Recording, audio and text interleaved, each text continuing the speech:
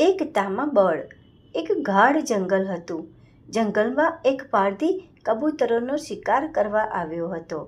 તેણે કબૂતરોને ફસાવવા માટે દાણા વેર્યા અને જાળ પાથરી.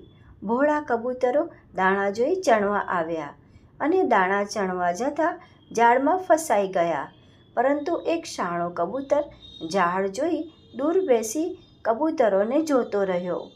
કબૂતરોએ જાળમાંથી છૂટવા ઘણા પ્રયત્નો કર્યા, પણ તેઓના પગ જાળમાં ફસાઈ ગયા હોવાથી તેઓ ઉડી શક્યા નહીં. ત્યારે દૂર બેઠેલા શાણા કબૂતરે બધાને એકસાથે બળ કરીને જાળ સાથે આકાશમાં ઉડવાનો ઉપાય બતાવ્યો. બધા કબૂતરોએ એકસાથે બળ લગાવી આકાશમાં ઉડવા લાગ્યા. પારધી તો કબૂતરોને જાળ સાથે ઉડતા જોતા જ રહી ગયો. ઉડીને તેઓ પોતાના મિત્ર ઉંદર પાસે ગયા.